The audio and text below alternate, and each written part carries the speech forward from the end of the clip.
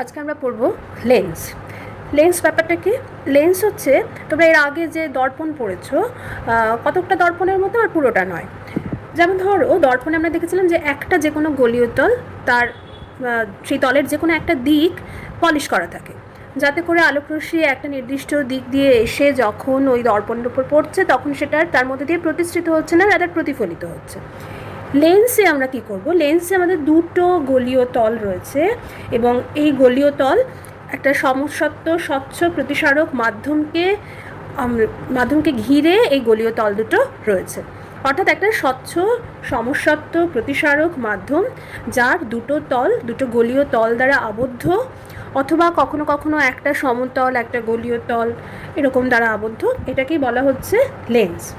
Lens সাধারণভাবে আমরা যেটা পড়ব, অর্থাৎ আমাদের আলোচনার পরিসরে আমরা ওই দুটো গলীয় তল দ্বারা যে লেন্সটা আবদ্ধ রয়েছে সেটা নিয়েই আমরা আলোচনা করব। তার মধ্যে একটা হচ্ছে উত্তল লেন্স আর আরেকটা হচ্ছে অবতল লেন্স। উত্তল এবং অবতল ব্যাপারটা কি? উত্তল লেন্স হচ্ছে যেখানে গলীয় তল দুটো এই রকমভাবে থাকবে, এরকম একটা গলীয় তল, এরকম একটা গলীয় তল, এইভাবে যেটা রইল সেটা হচ্ছে উত্তল লেন্স। আর অবতলটা কীরকম দেখতে হয়? অবতলটা এই রকম দেখতে হয়, এই একটা গলীয় তল, এই একটা গলীয় তল, তাহলে এটা হচ্ছে অবতল। এবার দেখো এই যে উত্তল আর অবতল, যেটা আমি একদম রাফলি ছবি এঁকে দেখাচ্ছি, কী দেখা যাচ্ছে? উত্তল লেন্সের মাঝখানটা একটু মোটা, উভয় দিক একটু সরু, আর অবতল লেন্সের মাঝখানটা সরু, উভয় দিক একটু মোটা। তবে খালি চোখে দেখে কিন্তু এই সরু মোটার ডিফারেন্সিয়েশনটা করা যায় না, ডিস্টিংশন করা যায় না, সেটা রাদার তার কিছু ধর্ম নিয়ে করতে হয়। আমি সেটা আসছি আস্তে আস্তে। তার আগে এই লেন্স সংক্রান্ত বেশ কিছু সংজ্ঞা আমাদের জেনে নিতে হবে। যেরকম আমরা দর্পণের কিছু সংজ্ঞা পরপর জেনেছিলাম, সেরকম লেন্সের কিছু সংজ্ঞা আমাদের জানতে হবে। আচ্ছা, প্রথম যেটা আমরা জানবো সেটা হচ্ছে বক্রতা কেন্দ্র। এটা সম্পর্কে বলতে গেলে আমরা প্রথমে আগে ছবিটা একটু এঁকে নিই। উত্তল লেন্সের এই একটা গলীয় তল, আবার আরেকটা গলীয় তল হচ্ছে এই রকম।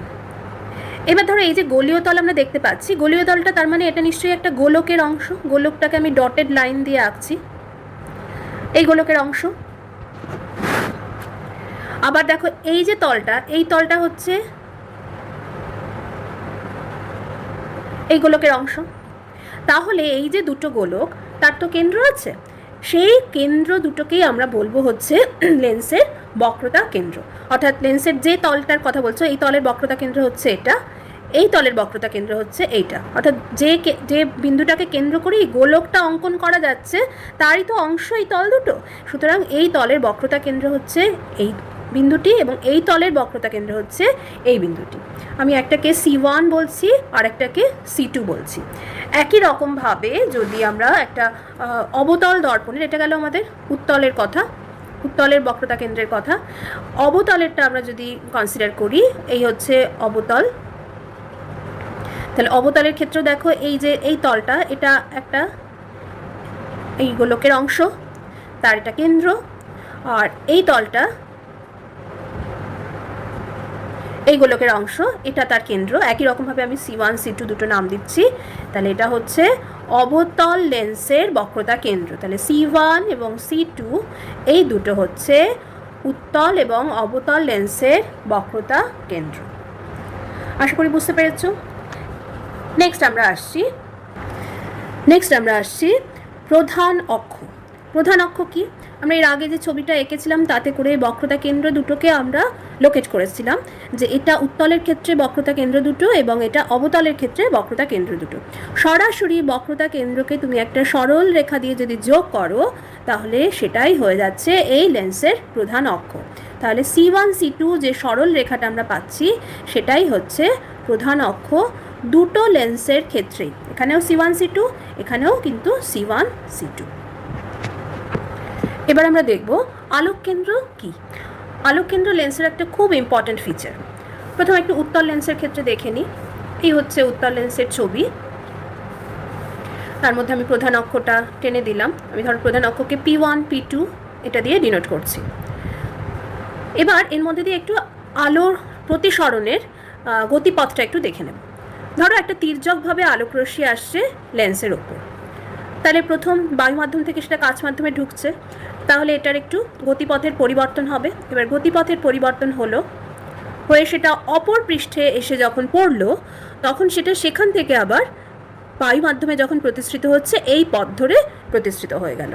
আমি এটার একটু নাম দিয়ে দিই, এ বি সি ডি। দেখো এবার এই রশ্মির গতিপথটা যখন এক পৃষ্ঠে আপতিত হয়ে লেন্সের মধ্যে দিয়ে প্রতিষ্ঠিত হচ্ছে, তখন অপর পৃষ্ঠ দিয়ে সেটা যখন নির্গত হচ্ছে, তখন সেটা আপতিত রশ্মির সমান্তরালে নির্গত হচ্ছে এবং রশ্মির গতিপথ এই প্রধান অক্ষকে একটা নির্দিষ্ট বিন্দুতে ছেদ করছে। যে স্থির বিন্দুতে ছেদ করছে এই রশ্মির গতিপথ, সেই গতিপথের সেই স্থির বিন্দুটাকেই বলা হচ্ছে আলোক কেন্দ্র। তাহলে এই ছবিতে আমরা দেখতে পাচ্ছি যে ABCD যে রশ্মির গতিপথ আমরা দেখেছি, সেটা P1 P2 এই প্রধান অক্ষকে লেন্সের মধ্যে ও বিন্দুতে ছেদ করছে। তাহলে ও হচ্ছে এই লেন্সের ক্ষেত্রে আলোক কেন্দ্র। এবার একটু অবতল লেন্সের ক্ষেত্রে দেখো ছবিটা, একই রকমভাবে আমরা ছবিটা আঁকবো। এই হচ্ছে অবতল লেন্সের ছবি, এই হচ্ছে তার প্রধান অক্ষ,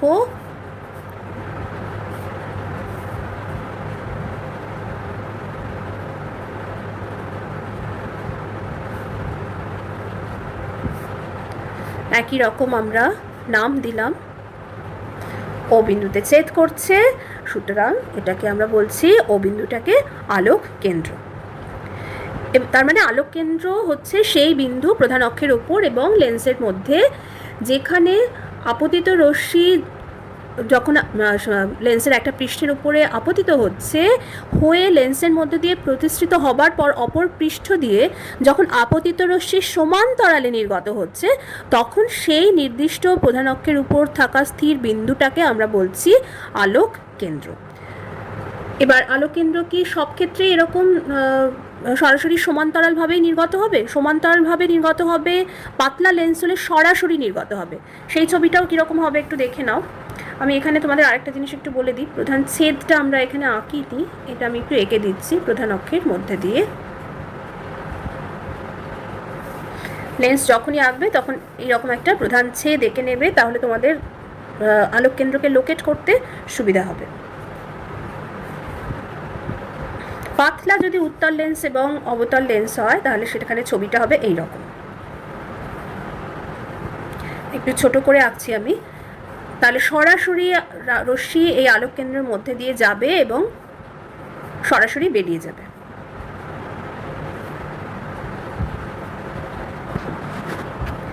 সরাসরি বেরিয়ে গেছে, এটা পাতলা লেন্স হওয়ার জন্য এটা হয়েছে।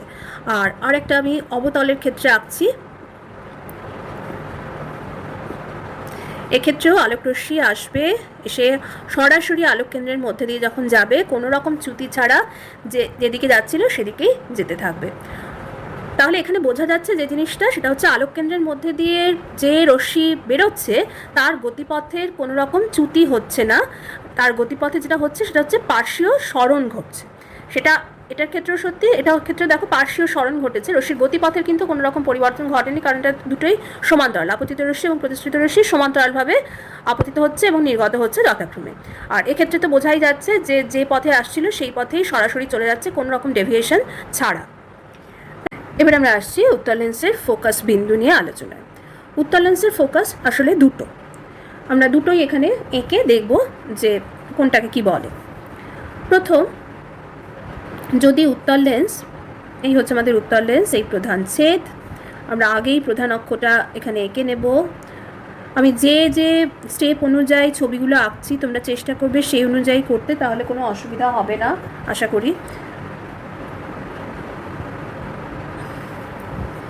এবার প্রধান অক্ষের ওপরে যদি এরকম কোনো বিন্দু থাকে, যে বিন্দুতে আমরা আলোক উৎসটা বসানোর পরে অপসারী আলোক রশ্মি সেটা নির্গত হলো, অর্থাৎ এটা অপসারী আলোক উৎস হিসেবে কাজ করছে, সেটা লেন্সের উপর পড়ার পর যখন প্রধান অক্ষের সঙ্গে সমান্তরালে নির্গত হচ্ছে, তখন সেই যে বিন্দুটা, সেই বিন্দুটাকে বলা হচ্ছে উত্তল লেন্সের মুখ্য ফোকাস। এই ফোকাসটিকে বলা হচ্ছে মুখ্য ফোকাস। কি বললাম আমি আরেকবার বলছি, সেটা হচ্ছে যে উত্তল লেন্সের প্রথম মুখ্য ফোকাস হচ্ছে লেন্সের এই প্রধান অক্ষের ওপরে থাকা এমন একটা বিন্দু, যে বিন্দুর ওপরে আমরা যদি কোনো আলোক উৎস রাখি, সেখান থেকে যখন আলোক রশ্মি নির্গত হচ্ছে, তখন সেই রশ্মিগুচ্ছ নির্গত হয়ে লেন্সে প্রতিসরণের পর প্রধান অক্ষের সমান্তরালে নির্গত হচ্ছে। দেখো এখানে প্রধান অক্ষের সমান্তরালে নির্গত হচ্ছে। সুতরাং এই যে F1 সেটি হচ্ছে মুখ্য ফোকাস। একই রকমভাবে এর আরেকটা ফোকাস আছে, সেটাকে আমরা বলছি দ্বিতীয় মুখ্য ফোকাস। অর্থাৎ একটা প্রথম মুখ্য ফোকাস আর একটা হচ্ছে দ্বিতীয় মুখ্য ফোকাস।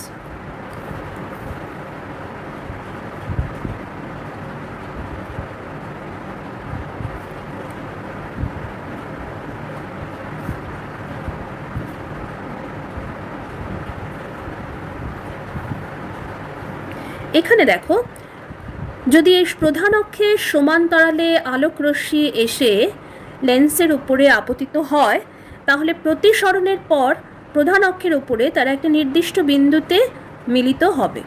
যে নির্দিষ্ট বিন্দুতে মিলিত হলো সেটাকেই বলা হচ্ছে দ্বিতীয় মুখ্য ফোকাস। অর্থাৎ এক্ষেত্রে আমরা দুটো মুখ্য ফোকাস পেয়ে যাচ্ছি। তাহলে এটা হলো দ্বিতীয় মুখ্য ফোকাস। ছবি দুটো দেখো, জাস্ট এর একটা ছবি আরেকটা ছবির বিপরীত মনে হচ্ছে। আলোক প্রত্যাবর্তিতার নীতিও যদি তুমি এখানে অ্যাপ্লাই করো তাহলে দেখবে সব মিলে যাচ্ছে। এখানে আলোক রশ্মি নির্গত হয়ে যখন প্রতিষ্ঠিত হচ্ছে প্রধান অক্ষের সমান্তরালে সেটা বেরিয়ে যাচ্ছে, আর এখানে প্রধান অক্ষের সমান্তরালে আলোক রশ্মি এসে লেন্সের উপর পড়ে সেটা যখন প্রতিষ্ঠিত হচ্ছে নির্দিষ্ট বিন্দুতে এসে মিলিত হচ্ছে। এই নির্দিষ্ট বিন্দুটি হচ্ছে প্রধান অক্ষের উপরে থাকা ফোকাস, দ্বিতীয় মুখ্য ফোকাস। তাহলে এই হচ্ছে আমাদের উত্তল লেন্সের দুটো ফোকাস বিন্দু। এবার আমরা আসছি অবতল লেন্সের ফোকাস বিন্দুগুলো নিয়ে আলোচনায়। অবতল লেন্সের এই হচ্ছে আমাদের অবতল লেন্সের ছবি।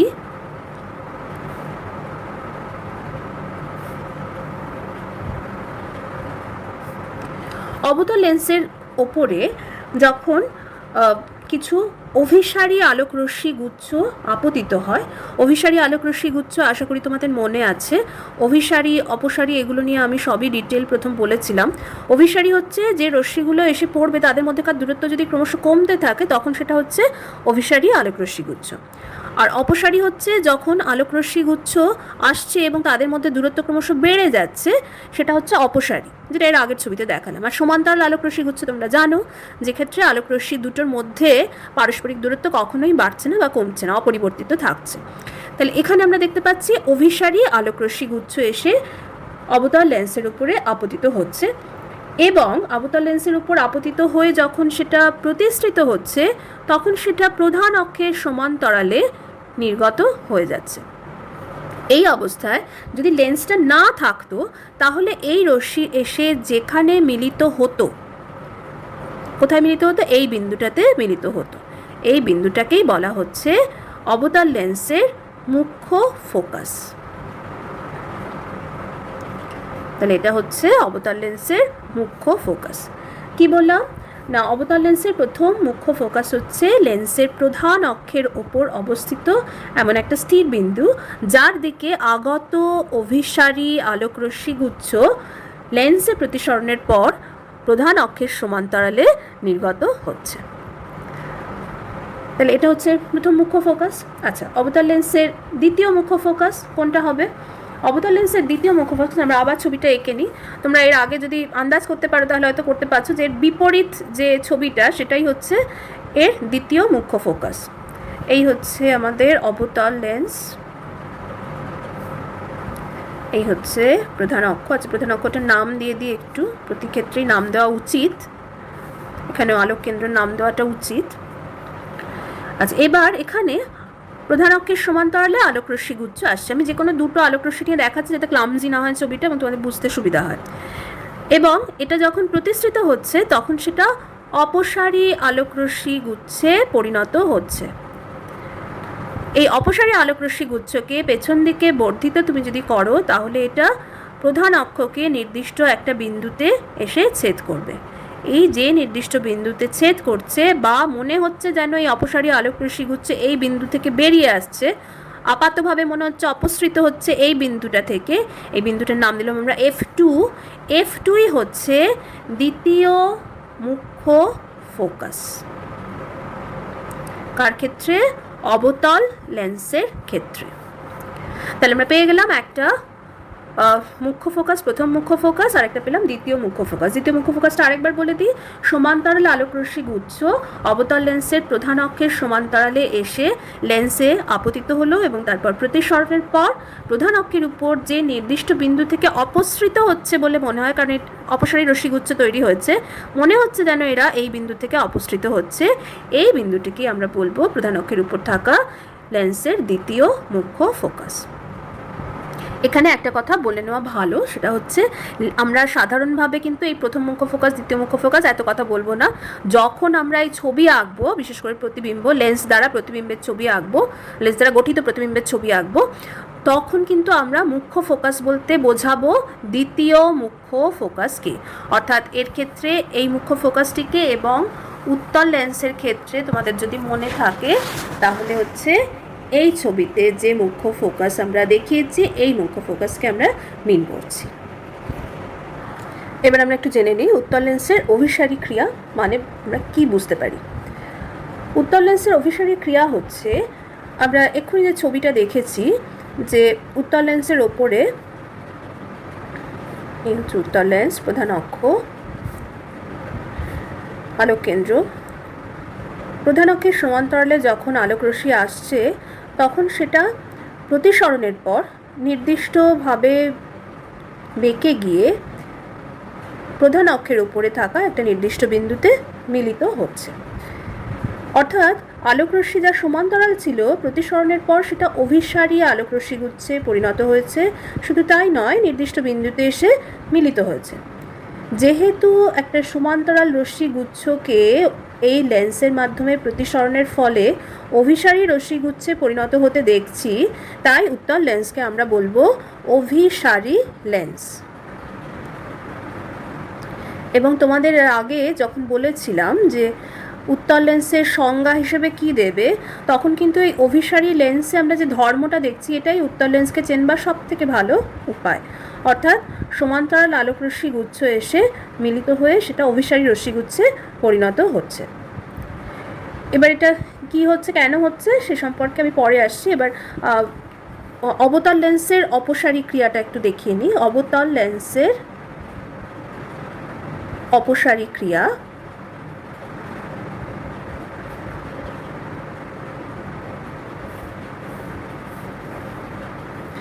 এখানে দেখো এরকম একটা লেন্স, অবতল লেন্স, যে অবতল লেন্সের উপরে আলোকরশ্মিগুচ্ছ সমান্তরালভাবে প্রধান অক্ষের সমান্তরালে এসে পড়ছে এবং প্রতিসৃত যখন হচ্ছে তখন সেটা পরস্পরের থেকে দূরে সরে যাচ্ছে, অর্থাৎ কিনা অপসারী রশ্মিগুচ্ছে পরিণত হচ্ছে। তাহলে সমান্তরাল আলোকরশ্মিগুচ্ছ লেন্সে আপতিত হয়ে প্রতিসরণের পর যখন অপসারী রশ্মিগুচ্ছে পরিণত হচ্ছে, তখন আমরা সেই লেন্সকে বলবো অপসারী লেন্স।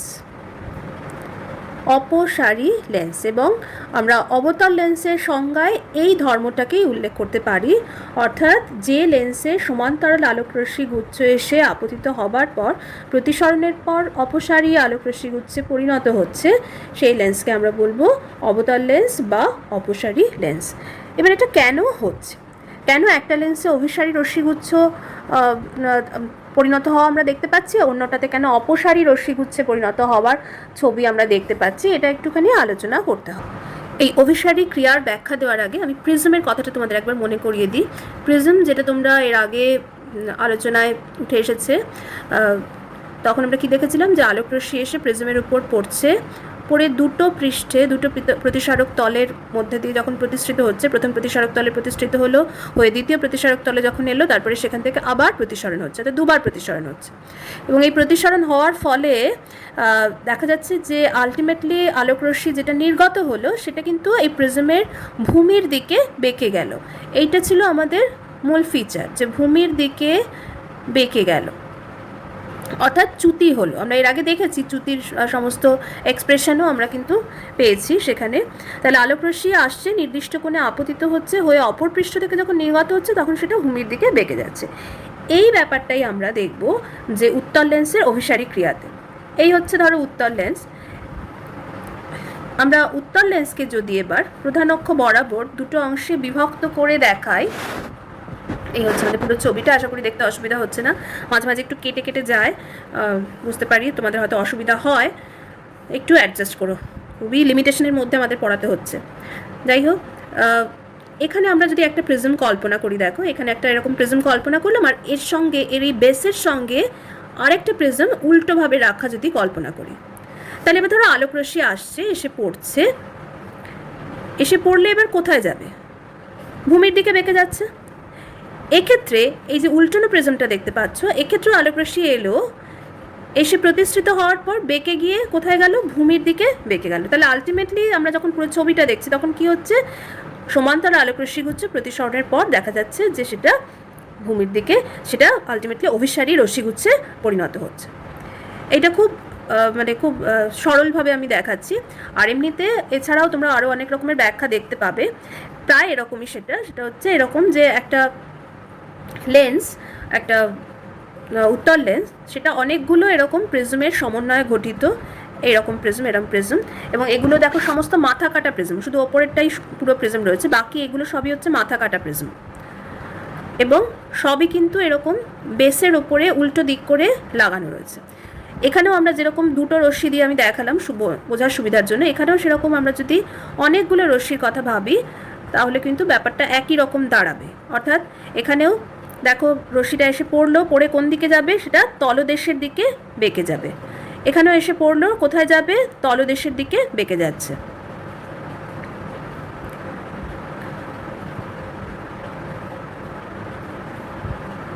তাহলে আলটিমেটলি গিয়ে সেটা কোথায় মিট করলো? না প্রধান অক্ষের উপর অবস্থিত একটা নির্দিষ্ট বিন্দুতে।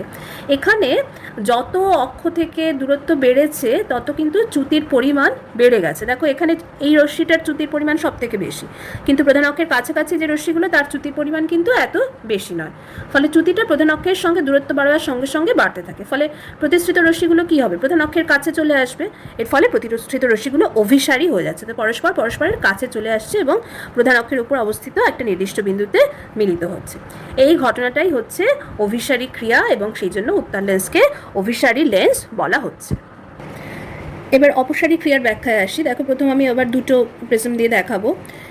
এই অবতল লেন্সের দেখো এখানে যদি আমি ধরে নিই যে এখানে এরকম একটা প্রিজম আছে এবং শীর্ষ দেশে লাগানো আরেকটা প্রিজম এরকম তলার দিকে রয়েছে। তাহলে এবার যদি আলোকরশ্মি এসে এখানে পড়ে তাহলে কিভাবে সেটা প্রতিষ্ঠিত হবে? তাহলে দেখো প্রতিষ্ঠিত হয়ে সেটা যাচ্ছে কোথায়? ভূমির দিকে বেঁকে যাচ্ছে। এটার ভূমি এদিকে, এটার ভূমি ওদিকে, তাহলে এটা বেঁকে যাচ্ছে কোন দিকে? ঠিক ভূমির দিকে। এবং প্রধান অক্ষ থেকে তাহলে সেটা দূরে সরে যাচ্ছে, অর্থাৎ অপসারী রশ্মিগুচ্ছে পরিণত হয়ে যাচ্ছে। এই ছবিটাকে আরেকটু সূক্ষ্মভাবে যদি দেখাই তাহলে এটাও ঠিক ওই উত্তল লেন্সের মতো অনেকগুলো প্রিজমের সমন্বয়ে গঠিত। আমরা এরকম কেটে নিয়েছি মনে হবে, মাথা কাটা সমস্ত প্রিজম রয়েছে এখানে।